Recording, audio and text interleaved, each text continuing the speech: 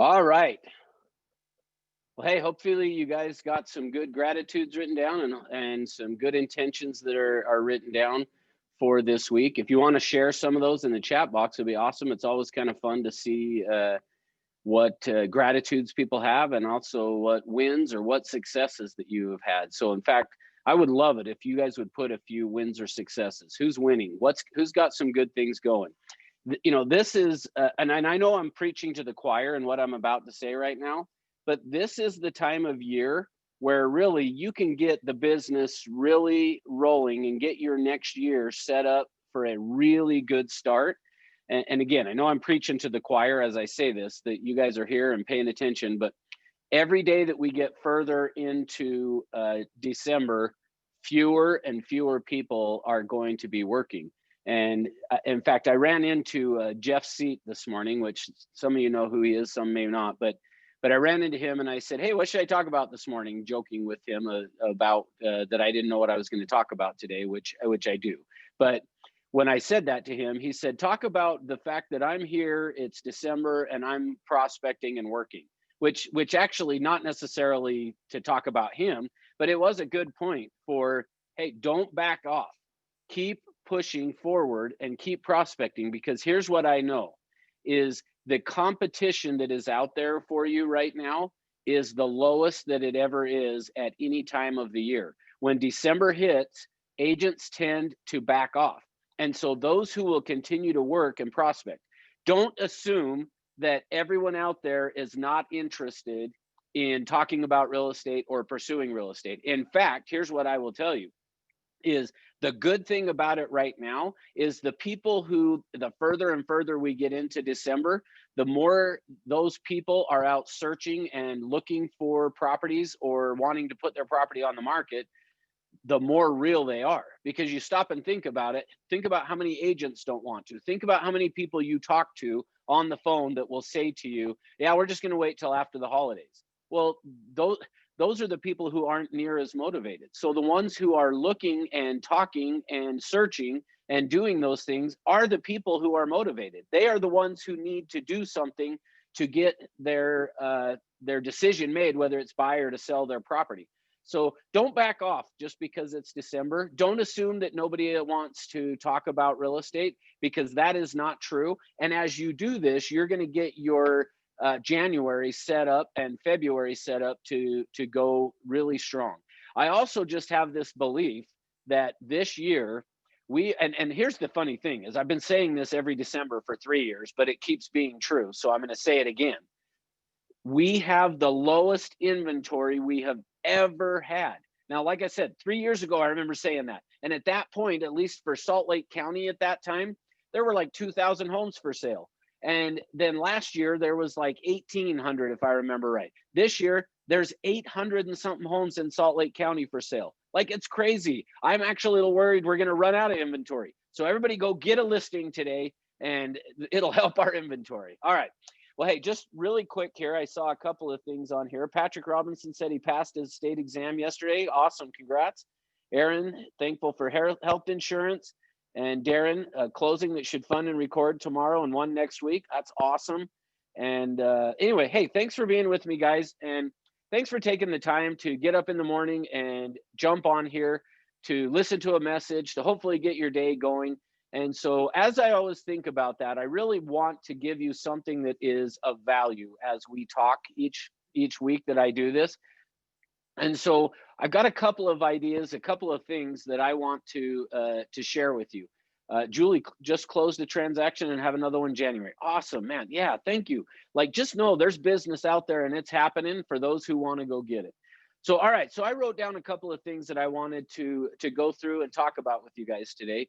And so the first one is I just want to talk about and give you some ideas in terms of practicing and in terms of developing skill. Now, I have mentioned to you guys a number of times, I love baseball. I love coaching baseball. I love watching baseball. I love everything about it. And I know a lot of you are out there going, "Oh, that's the most boring game ever," which I totally understand that you might be thinking that way. But honestly, it is just such a fascinating game. There's so many chess moves and things that go on if you fully understand it. But here's what I want to talk about is, so remember, I want to talk about practicing and developing your skills.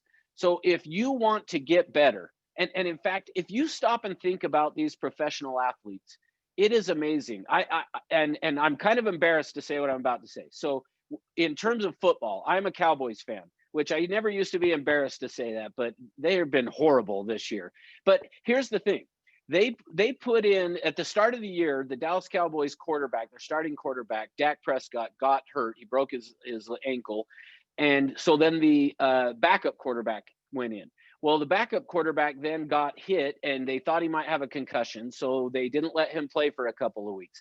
So they had their third string quarterback in. And this is a guy, his name was Ben DiNucci. I think if I might not even be saying it right, but he was the third string quarterback. He had played in like a Division III college, so he hadn't really played at the high levels of football in college even. Well, they put him in, and he tried to outrun one of the defensive tackles. And one of the things that the announcer said was this, and this was fascinating to me. But what the announcer said is, in college, he was a better athlete than any of the defensive ends that he was going up against. But in the professionals, the defensive end is a better athlete than he is. He's not going to outrun him. Well, here's my point in that. We're professionals. And in fact, I remember sitting in a class and it was a code of ethics or something like that class that I was taking. And in the process of this code of ethics class that I was sitting in, the guy that was teaching the class said, we have got to quit referring to ourselves as an industry, or referring to ourselves as I lost the word of what the other thing he called it. But basically just quit referring to ourselves as that this is our industry or our job or whatever. He said, we are professionals and we need to act like professionals and refer to ourselves as professionals. So the reason I'm talking to you about professional athletes and looking at baseball and talking about the skills of baseball and things is because at the end of the day, guys, we are professionals. Now, unfortunately, too many times we look at it ourselves, and I think the public looks at us as the barrier to entry into real estate is so low. Meaning you spend a couple $1,000s, you got your license, you're going. Versus you look at other professions. You look at somebody that is a doctor, you look at an attorney, a CPA, you look at those type of things. And when you look at it, you would go, okay, yeah, they had to go to school for a long time. They had to really pay the price to get there. And so you'll look at them and you put them up on this higher pedestal. But what this guy was saying, and I agree, is we are professionals. What we do is considered a profession. And so if that's the case, we need to act the way that professionals act. Well, here's what I mean by that. If you look at the professional athletes, and the reason I brought up that this defensive end is a better athlete than the third string quarterback is that because in professional sports, the best of the best are the ones who get to play on Sunday, if we're talking about football. The best of the best. Well, my question for you is, do you fall into that? Are you the best of the best? Now, don't discount yourself and say, well, no, because the barrier to entry was so low, because that is not true. Because you can develop and put in the time and effort to become the best of the best. Well, how do the professionals do it? What do they do? Well, I know last night, after watching the Cowboys game last night where they got beat by the Ravens, which I was telling my wife this morning, it's kind of sad that I enjoy watching the football game still, even though I know going into the game that we're going to lose. So I just have lowered my expectations. So if it's even close, I'm happy. I feel like that was a win. Well, but as you look at that, I guarantee you that probably this morning, they are already breaking down the film to look at it and say, okay, what did I do? What can I change? How do I get better? So as we talk about this morning, this practicing and developing skills, I'm going to give you some ideas of things that you should be doing. Now, ultimately, at the end of the day, our number one skill that we need to get good at is asking questions. We need to get good at asking good questions. So as we develop that skill of asking good questions, that are relevant. And that's where I would say it is, think of it as being relevant questions. Too many times I will hear an agent that's prospecting, and they'll ask a question and then they ask another question, and it's almost like they're playing pin the tail on the donkey with the blindfold on, and they're just kind of sticking a question wherever they feel like they can put a question. But your questions should be designed about leading people. See, at the end of the day, your job is to be a leader. And that's what we keep talking about, is just keep remembering your job is to lead people. And the way you're going to do that is through asking them good and relevant questions. Now, after you have asked this relevant question, then you've got to actually stop and listen to what they're saying. See, part of why these agents end up sticking questions like a question over here and then one over there that doesn't have anything to do with anything, I think the reason that ends up happening is because we don't actually stop and listen to what the person says, how they respond. Because if you will stop and listen to what people say, they will reveal to you what is the motive or what is behind what their action of what if they're thinking about buying or selling. So we've got to get really good at asking questions, but then we've also got to stop and listen. So remember, what we're talking about is professionals practice, professionals break down the film afterwards. Are you doing that after your calls? Do you have someone else listening to you so that afterwards you can stop and talk about it and say, okay, you asked this question. Why did you ask this question? And you can do this for yourself. Stop and analyze. Why did I ask the question? Do you have default things that you tend to say? Because if you're defaulting to, oh, well, I'm going to go do some whatever, I don't know. I mean, whatever it is that you have as default questions, if you're not getting appointments, you probably need to change something in your approach and change something in the questions that you're asking. Now, we talked about attorneys being professionals. If you look at them when they are in the courtroom, they ask really good questions. They have practiced. They have gotten in with other attorneys and practiced asking these questions and making sure, if I ask this question, is it going to get them to say the thing that I want them to say that will help the jury to be persuaded one way or the other, okay? And then here's the next thing. Practice involves two issues. So when you're practicing and you are getting better at this, there are two issues involved. So number one, in terms of the practice, is how much time are you going to invest into your practice? Are you investing the time into it? Or are you just thinking, well, I got this, I did it yesterday, I can do it again today? No, that you have to put time into the practice, okay? And then number two, in terms of practice, the intensity of the practice. How intense are you going to do the practice? I love a story that Jeremy shared a while back about this basketball player showing up before the game to get ready, and they saw the Kobe Bryant in the gym working out. Well, Kobe had been there before the guy, and this guy decided, I'm going to stay and practice until Kobe leaves. And then Kobe just never left. Finally, this other athlete decides, all right, I'm done. I can't do anymore. And he quit. And then he went over and started to talk to Kobe, and he asked him, and Kobe said, there was no way I was going to let you practice longer than me. I got here before you. I was going to end after you. No matter how long you stayed, I would not quit. See, that's the intensity of the practice. And I'm not saying you've got to do that, is find somebody else that's practicing and practice longer than them. But what is the level of the intensity of your practice? Are you going through the motions, or are you actually practicing with the idea of making sure that you are getting better at it and that you are getting better at getting to the appointment? See, part of why when Judy talked about yesterday of keeping track of your numbers, the reason we keep track of the numbers is so that we can see, are we getting better? See, I love, that's again, back to baseball. I love the fact of they keep a batting average. They keep every stat that's out there. And the idea is to be able to look at, am I getting better? What skills can I work on to make that so that I get a little bit better? Now, let me say one other thing on terms of this, on practicing and developing skills. In baseball, when a batter is swinging, now, and I'm talking at the professional level here, when they're swinging the bat, there are two pieces to that swing. There's the style that they have. So they each have their own style. One may hold their hands up high, one may hold their hands down lower, one may have their feet wide apart, one may have their feet closer together. That's all style. But then there's mechanics that come into it.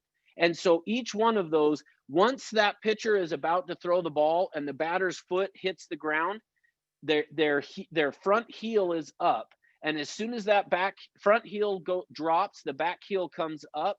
From that moment on, every one of them, the good hitters, talking about these guys that are hitting 300, which again, they only are successful 3 out of 10 times and making millions of dollars. But these guys that are batting in the 300s all have the same mechanics. Their style might be different, but once they get that foot down, from that point on, the mechanics are all exactly the same. Well, the same thing should apply with us. And that's the biggest challenge. Is too many times what happens is agents try to watch somebody do it and they try to copy the style of another agent. You got to have your own style. Your style has got to be you. But the mechanics of that call as you're prospecting have got to be the same, meaning that designed around asking the same questions or the right questions that are leading to the outcome of you setting an appointment. So hopefully that makes sense to you. Is keep in mind, you need to have your own style. Everyone should have their own style, their way about going about doing it. But the moment that foot lands, let's think of it in terms of a baseball swing, as soon as that front foot lands, the mechanics of it have to be the same. So your questions have all got to be designed. That's why when we use scripts, that you have a script. Whether you say you like them or not, you all have them. I promise you, you are using the same type of a script. So look at your script, and is it designed to get you to an appointment? And if it is, great. If it's not, then you've got to change up the script that you're using to make sure that it is designed to getting you there. All right, here's the next piece on this. In talking about practicing and developing skills, you've got to put it on your schedule. If you don't schedule it in, you're not going to do it. Put it on the schedule and treat it like an appointment. There are 2 things that I think, well, 3, I guess, that need to be on your schedule. One is your appointments. Obviously, those need to be on there. Next is a time for practicing and developing the skills. When are you going to do that? Put it on the schedule and treat it like an appointment. And then your prospecting. Your prospecting should be on your schedule and treat it like an appointment. Meaning you're not going to just no-show an appointment. And if you are, then we're not the company for you to be at. You probably ought to go somewhere else if you're going to no-show appointments. But you're probably not going to do that. So do the same thing with your practice and do the same thing in terms of your prospecting. It is an appointment. In fact, I would argue to you that your prospecting is more important than your appointment. Think of it as a lumberjack. He's got to stop and sharpen the saw. That's our practice. We got to sharpen the saw. We got to practice. But then we got to go out and chop down some trees too. We got to go out and do that. Your practice is setting you up for your prospecting. Treat it like an appointment and don't no-show it. Put it in the schedule and then show up and practice. All right. Next one is there's always room for improvement. I don't care who you are. I don't care how good you think you are. There is always going to be room for improvement. I have listened to some of the top agents in our company make calls, and I'm not saying that I'm perfect at it by any means. Please don't think I'm saying that. But I have listened to some of the top agents, and honestly, I sometimes walk away from listening to them prospecting, and I'm like, how in the heck are they making $1 million? Because they're not that great on it, on the phone. So there's room for improvement. And again, I'm not trying to say that I'm perfect at it, because I know after almost every call, I go, man, I blew that one. Even if I got an appointment, I'm looking at it going, that I blew that one. I could have done better. There is always room for improvement. I don't care who you are. Continue to practice and strive for getting better.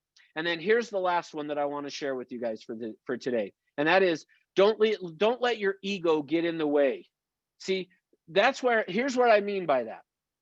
I have had a lot of times where I used to carry around. So before we all had on our phone a voice recorder, I used to have little voice recorders that somebody could like slip in a pocket on a purse or something like that was voice activated.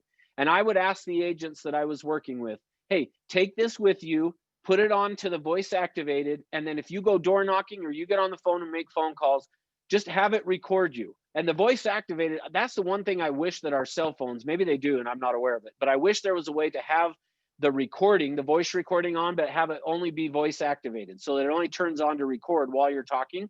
Because I would ask agents to go do that. I'm not kidding on this. Every time I did that, they would come back There may have been one time, literally one time, that when I would give to an agent the voice recorder to go record themselves prospecting, they would come back and go, okay, here it is, let's listen to it. One time.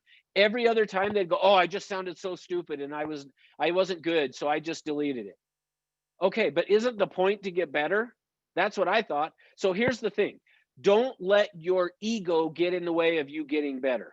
See, unfortunately, that's what was going on, is the person's ego was in the way of, oh, I don't want to sound stupid. Well, and I didn't ask very good questions. Okay, but do you want to get better? Then you got to let somebody listen to you. See, too many times we go and hide in an office because we don't want anybody to hear us prospecting. Instead, get the ego out of the way and say, I want someone to listen to me. Help me out. Now, I'm not saying there's only one way to do it, meaning you might have somebody come and say, hey, you should do this and this and this. And maybe you're like, I don't know if I like that idea. But get different perspectives from people. Because here's the thing. We talk about the 4 personality styles. Maybe your strategy is great for one certain personality style. Well, what if you could develop it to be good with all 4 of the personality styles so that you could 4 times the number of appointments that you're getting? What would that do for your business? All right. I feel like I've spanked you now. I'm just kidding. But make sure that you're practicing and spending the time to get better, guys. And I know, again, I'm preaching to the choir. I know I'm talking to some of the best of the best. And I don't say that to be facetious. Like, I really truly do believe that we here at Everest put more time and effort into it. When I say we, meaning you, the agents, put more time and effort into developing yourself and getting better. And at the end of the day, after all this that we've talked about, that's really what this boils down to, is you improving who you are. And I love the way John says it. We're really a self-development company, and that's what we're talking about, is you getting better.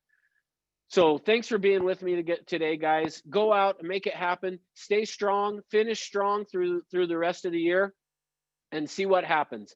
All right, let's close it up with our closing affirmations. Go out and make it an awesome day, and I'll